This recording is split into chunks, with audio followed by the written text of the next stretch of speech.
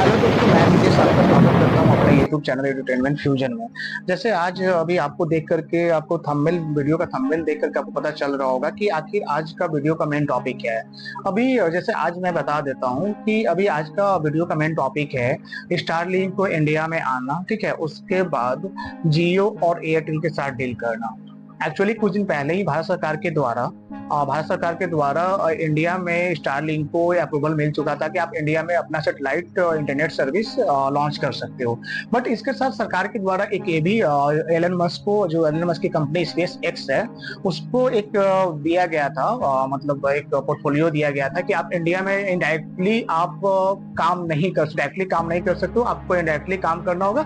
मतलब इंडिया की एक लोकल कंपनी के साथ आपको मर्ज करना होगा। अब यहाँ पे परेशानी आ रही थी स्टारलिंक के साथ कि भाई अब इंडिया में कौन सी कंपनी के साथ मर्ज करूं। अभी इंडिया के पास चार ऑप्शन थे, इंडिया में स्टारलिंक के पास चार ऑप्शन थे। पहला जियो, दूसरा एयरटेल, तीसरा वीआई और चौथा बीएसएनएल। बीएसएनएल खुद भारत सरकार की कंपनी थी। उसका क्या सर्विस प्रोवाइडर है, अभी तक क्या उसका मतलब सर्विस है, इंडिया में लोगों को पता है। वीआई के बारे में लोगों को भी पता है। बट अभी के टाइम में जैसे अभी एयरटेल और जियो जियो के साथ दोनों को लेकर के अभी कंफ्यूजन बना हुआ था। बट कुछ दिन पहले एयरटेल के एक टेक्नोलॉजी का न्यूज मैंने पढ़ा कि एयरटेल के साथ एलन मस्क ने टाई अप कर लिया है। स्टारलिंक का टाई अप हो चुका है, मतलब उसका डील हो चुका है। सॉरी, टाई अप नहीं, अभी डील हुआ है। और लेकिन कल का एक मैंने न्यूज पढ़ा कि जियो के साथ भी एलन मस्क की स्टारलिंक कंपनी है, उसका डील हुआ है। अब बेसिकली अब एलन मस्क की कंपनी स्टारलिंक ने जियो और एयरटेल के साथ ही क्यों डील किया। एक्चुअली मैं बताना चाहता हूँ, क्लियरली आपको बताना चाहता हूँ कि जियो ने अभी एक साल पहले ही मतलब सारी जगह पे अपना जियो एयर फाइबर सर्विस लॉन्च किया था, मतलब जियो एयर फाइबर ब्रॉडबैंड सर्विस। और एयरटेल अभी हाल फिलहाल में ही यहाँ पे इंडिया में हर एक जगह रूरल एरियाज में अभी अपना एयर फाइबर का सर्विस को लॉन्च किया। लेकिन दोस्तों अभी तक यहाँ पे क्या प्रॉब्लम्स हो रही थी कि स्टारलिंक के साथ कि यार अब चूजा अब इसमें से किसको चूज किया जाए। बट उन्होंने दोनों को कंफ्यूजन खत्म करने के लिए दोनों के साथ डील कर लिया।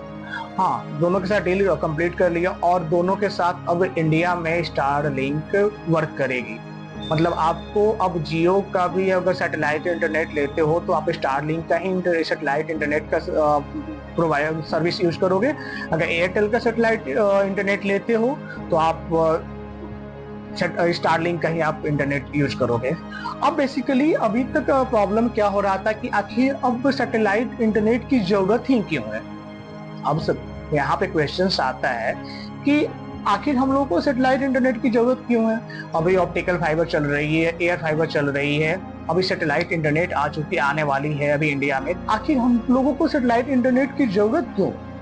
तो एक्चुअली मैं बताना चाहता हूँ कि मैं पहले थोड़ा सा रिसर्च करता हूँ ऑप्टिकल फाइबर पे।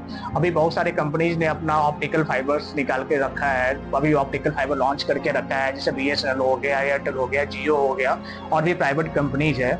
लेकिन बेसिकली उसमें प्रॉब्लम्स क्या होता है कि एक उसका क्या है, मतलब वो कैसे फंक्शन करता है, क्योंकि उसका एक सेटअप कहीं मतलब एक सिटी में बना हुआ है और उसको 40 किलोमीटर, 50 किलोमीटर, 100 किलोमीटर, 200 किलोमीटर तक एक वायर के थ्रू लेके जाया जा रहा है इंटरनेट। बीच में कहीं वायर कट हो जा रही है तो वायर कट होने के बाद समस्या बनती है कि उसको सॉर्ट आउट करना, मतलब कभी कभी होता है कि 4 से 5 घंटे के अंदर भी सॉर्ट आउट हो जाती है, कभी कभी 5 से 6 दिन, 7 दिन, 8 दिन का भी टाइम लग जाता है। तो ये चलिए, उसको इतना लंबा डिस्टेंस पे है, कहाँ वायर कटा है, वो प्रॉब्लम से या किसी कस्टमर ने कंप्लेन नहीं किया तो पता नहीं चल पाता है। अब बात करते हैं कि एयर फाइबर, आखिर अब इस सब समस्या को देखते हुए रूरल एरियाज में क्या किया गया था कि एयर फाइबर को लॉन्च किया गया। एयर फाइबर दोनों कंपनी ने लॉन्च किया। अभी जियो तो एक साल पहले ही लॉन्च कर चुका है ऑलरेडी। मैं अभी जियो का एक साल से यूजर भी हूँ, अभी 14 महीना मेरा हो चुका है एयर फाइबर यूज करते हुए। तो एक्चुअली मुझे प्रॉब्लम फेस क्या करना पड़ा, मैं खुद के बारे में बता रहा हूँ, मैं जियो का यूजर रहा हूँ। एक्चुअली इसमें क्या है बेसिकली कि जियो का एयर फाइबर आपका कुछ भी नहीं, आप ऐसे मान के चलो कि वो 5G हॉट स्पॉट है। वो ब्रॉडबैंड कनेक्शन कुछ कोई नहीं है, वो एक्चुअली जो आपका मोबाइल का 5G टावर है उसी पर वर्क करता है। अभी तक जियो का काम वर्क कर रहा था, अभी 10 दिन 15 दिन पहले तक, अभी क्या इसको जियो ने इसको भी अपग्रेड कर दिया। अब वो मोबाइल के मोबिलिटी पे वर्क नहीं कर रहा है, उसका जो आउटडोर यूनिट को चेंज कर रहा है हर एक जगह, जिसको जिसको पुराना कनेक्शन हो चुका है उसको चेंज किया जा रहा है, ठीक है, उनका उनका चेंज किया जा रहा है। बट अभी तक एयरटेल के साथ भी समस्या बना हुआ था, एयरटेल भी अभी वही मोबाइल नेटवर्क पे काम कर रही थी। कभी प्रॉब्लम्स क्या होता था यहाँ पे दोस्तों कि अचानक से कहीं मतलब भीड़ आपके एरिया में बढ़ गया, 5G नेटवर्क पे, जो 5G मोबाइल नेटवर्क पे लोड अचानक से बढ़ता है तो आपको स्पीड ड्रॉप होती ही है, तो वहां पे समस्या बनता था, ठीक है, कि अचानक से स्पीड ड्रॉप हो जाती थी। तो यहाँ पे ये समस्या बन रहा था। तो अब यहाँ पे बारी आती है सैटेलाइट इंटरनेट की। तो आखिर सैटेलाइट इंटरनेट वर्क कैसे करता है, जो स्टारलिंक का सैटेलाइट इंटरनेट है वो आखिर वर्क कैसे करता है। तो मैं बताना चाहता हूँ कि ये पृथ्वी की लो अर्थ ऑर्बिट में, मतलब बेसिकली पृथ्वी का लो अर्थ ऑर्बिट माना गया है 160 किलोमीटर, पृथ्वी के जो धरती से 160 किलोमीटर से 2000 किलोमीटर तक का जो ऑर्बिट माना गया उसको लो अर्थ ऑर्बिट माना गया है। और जो स्टारलिंक, जो स्पेस एक्स का जो है एलन मस्क की कंपनी स्पेस एक्स का जो सैटेलाइट है, वो बेसिकली पृथ्वी के जो ग्राउंड लेवल से 500 किलोमीटर के हाइट पे करीब हजारों सैटेलाइट को लॉन्च करके रखा है, ठीक है, जो एक दूसरे से कम्युनिकेट है। आप कभी कभी छत पे देखना 7 बजे 8 बजे के टाइमिंग पे छत पे देखना तो एक लगेगा कि तारा का गुच्छा जा रहा है, ठीक है, वो एक्चुअली क्या है कि वो कुछ तारा नहीं है, वो स्पेस एक्स की जो सैटेलाइट है वो पृथ्वी के ऑर्बिट में चक्कर लगाती है, तो हम लोग को बेसिकली खुले आंख से भी नजर आती है, ठीक है। तो यहाँ पे अब क्या होने वाली है, अभी के टाइम में जो प्रेजेंट सिनेरियो स्टार मतलब सैटेलाइट इंटरनेट का आ रहा है, तो सैटेलाइट इंटरनेट में क्या हम लोग को बेनिफिट मिलेगा कि अगर मौसम भी खराब हो जाती है, कुछ भी टेक्निकल प्रॉब्लम्स भी होती है, तो एक्चुअली वो सैटेलाइट एक लेजर बीम के थ्रू हमारे छत पे जो एंटीना लगाया जाएगा, ठीक है, और जैसे जैसे सैटेलाइट का मूवमेंट होगा वो एंटीना खुद पे खुद मूव करते रहेगी, वो उसका जो मतलब जो आपका लेजर जो सैटेलाइट जो लेजर निकालेगी, मतलब आप कह सकते हो, और वो अपना बैंडविड्थ निकालेगी, कितना बैंडविड्थ पे काम कर रही है, वो जो उससे जो आपका फ्रीक्वेंसी निकलेगी फ्रीक्वेंसी को कैच करेगा और हम लोग को इंटरनेट प्रोवाइड करवाएगी। मतलब इसमें बेसिकली है कि इसमें थर्ड पार्टी मतलब बीच में कोई मतलब ऑब्स्टिकल नहीं है। अभी के टाइम में क्या हो रहा था कि अगर आपके छत पे आउटडोर यूनिट लगा हुआ है फाइबर में, उसके बीच में कोई ऑब्स्टिकल है, या आपका मोबाइल नेटवर्क जो 5G जो मोबाइल का जो टावर लगा हुआ है मतलब बहुत ज्यादा डिस्टेंस पे है, तो आपको इंटरनेट का समस्या बन रहा था एयर फाइबर में। और अभी तक बहुत जगह ऐसे हैं जहां पे अभी प्रॉपर एयर फाइबर का भी मतलब वहां 5G का मतलब कनेक्टिविटी भी नहीं हो पाया था। तो ऐसे टाइम पे सैटेलाइट इंटरनेट उन एरिया के लिए बेटर मतलब एक बेनिफिट होगा उन एरियाज में, क्योंकि वहां पे आज के टाइम पे जिनको ब्रॉडबैंड की जरूरत है वो यूज कर पाएंगे। अब जहाँ पे वायर को नहीं पहुंचाया जा सकता है, जैसे अभी रूरल एरिया में ऑप्टिकल फाइबर को बिछाना पॉसिबल मतलब इम्पॉसिबल था, पॉसिबल तो कह भी सकते हो लेकिन पॉसिबल भी नहीं था, बट बहुत ज्यादा समस्या हो रही थी, तो इसके जगह पे एयर फाइबर लॉन्च किया। लेकिन अभी के टाइम में बहुत सारे जैसे माउंटेन एरियाज है, हिल जैसे यहाँ पे हिल्स टाइप का एरियाज है, वहां पे आपको इंटरनेट कनेक्टिविटी या मोबाइल नेटवर्क कनेक्टिविटी भी 0 मिलता है, ठीक है।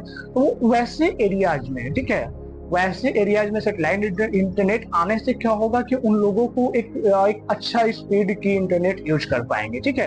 तो बेसिकली उन एरियाज में तो एक सैटेलाइट इंटरनेट को लेकर के बहुत ही ज्यादा बेनिफिट मिलने वाला है।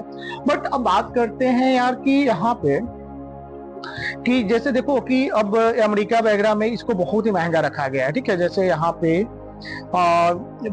अमेरिका यूएसए सब में अभी जैसे इसका बेसिकली इसका स्पीड की बात करते हैं तो सैटेलाइट इंटरनेट का स्पीड मिनिमम 1 गीगाहर्ट्ज से ऊपर होने वाली है, ठीक है।